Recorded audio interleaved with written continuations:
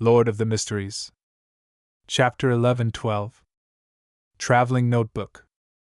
In the magnificent palace above the gray fog, Klein stretched out his right hand and tapped the edge of the long, model table as he muttered silently, "The 5 large family clans of the Tudor dynasty are Aman, Abraham, Antigonus, Jacob, and Tamara. The one who helped Alista Tudor become blood emperor were the kings of angels, Adam, Aman, and Abraham.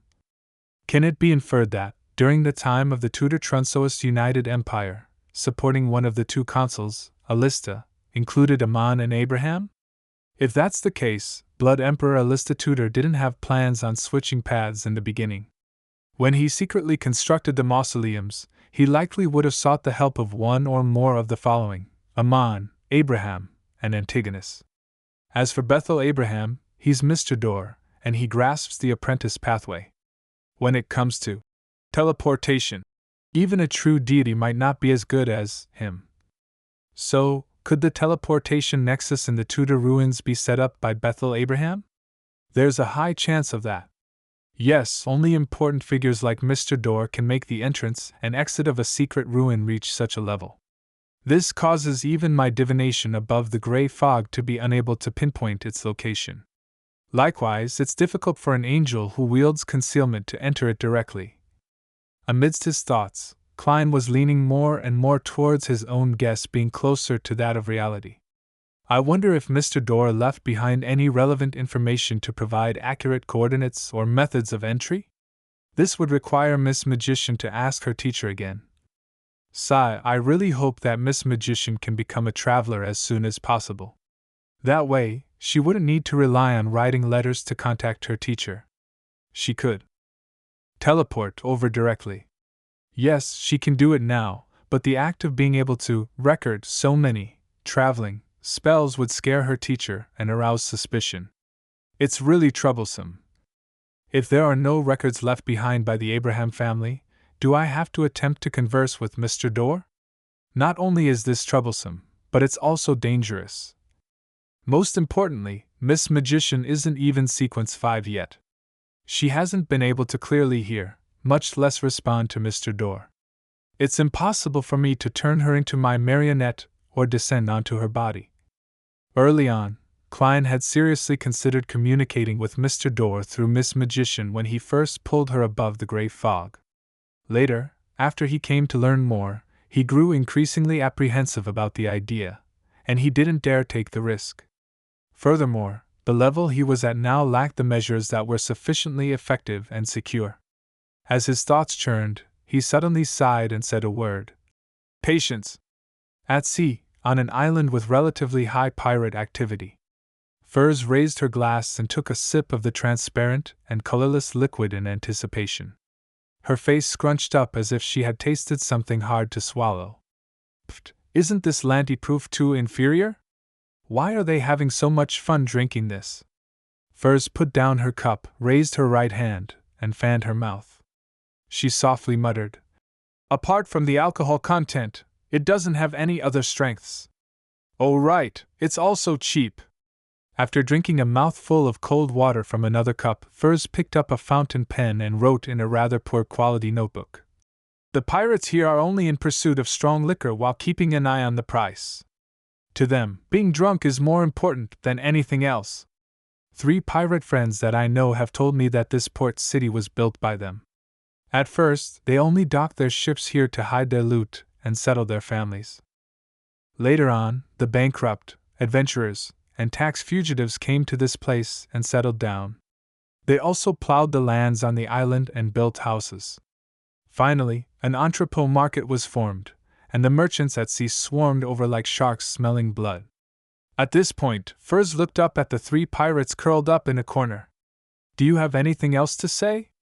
The 3 burly pirates trembled at the same time and said with a mournful expression, "No, really. We have nothing. I have to say that it feels pretty good to imitate Mr. World's attitude when it comes to dealing with pirates." Furs sighed and shook her head. She retracted her gaze and continued writing.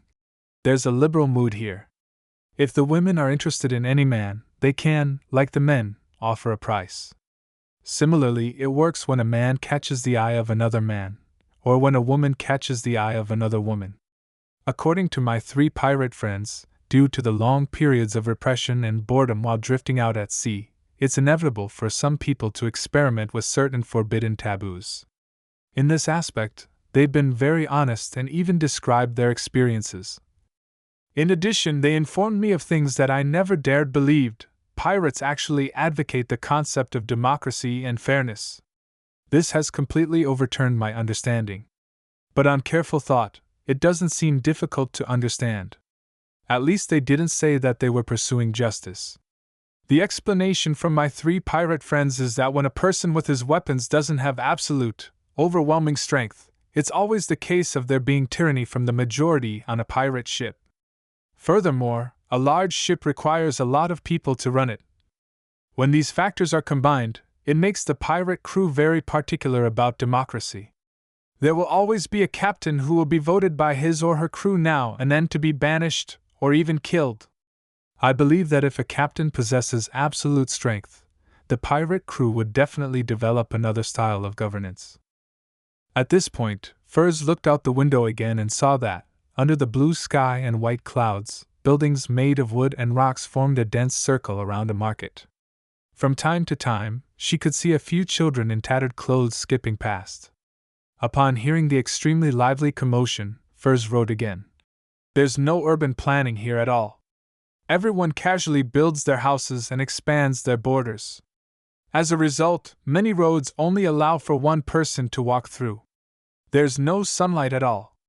My first reaction is that once a fire breaks out, the outcome will be extremely terrifying. Backland once had a similar tragedy. However, my 3 pirate friends told me that this isn't something worth worrying about, because it's humid and often rains here. People with special powers never keep it under wraps. This place is still under the influence of war. Although it's chaotic, it gives people a sense of tranquility. Also, what they're most afraid of isn't the king of the 5 seas, Nast, or all sorts of horrifying legends, but rather of the crazy adventurer, Gehrman Sparrow. Every pirate is warned by their peers not to drink too late into the night. They shouldn't take a walk in the middle of the night or use small alleys. That's because it might lead to them going missing. And the murderer is rumored to be that gentleman. Is this a form of hunting? As she wrote, Furz's expression gradually turned solemn. She hurriedly pulled out another stack of paper and added on the content. There's a unique coldness that wafts through the hospital at night, and the darkness outside the window is much thicker than other places. No one knows why that young lady who lives in a single ward gets her family members to bring her mushrooms and weeds. No one knows where these things end up. In short, there were no signs of any fires in the ward, and there's no abandoned junk outside. This makes the nurses suspect that the patient is secretly eating mushrooms and weeds. Standing in front of the mountain, Afternoon Town, which was divided into 3 regions of the top, middle, and bottom, had a camp set up by the City of Silver. Derek Berg clasped his hands and placed them in front of his mouth, softly chanting, "The fool that doesn't belong to this era." After piously chanting, he stood up and picked up the ancient bronze cross that was covered with sharp spikes, walking towards the bonfire outside. As the unshadowed crucifix couldn't coexist with other mystical items, his giant hammer named Thunder God's Roar could only be temporarily left to Chaim and Joshua to carry with them. As the City of Silver's expedition team gathered, Klein, who was in Backland, had already arrived above the gray fog. He picked up the sea god's scepter, and, with the help of one of the crimson stars burgeoning and contracting, he saw the situation in Afternoon Town, and he expanded his vision towards the giant king's court. If he didn't use the prayer light and the sea god's scepter, Klein was unable to expand his field of view by relying only on the crimson stars. As his gaze moved, a beautiful but deep dusk gradually appeared in his eyes. In the area where dusk was frozen, there were countless palaces, countless towers, and many majestic city walls. They were magnificent and opulent, resembling a miracle found in myths and legends. Furthermore, they were frozen in time.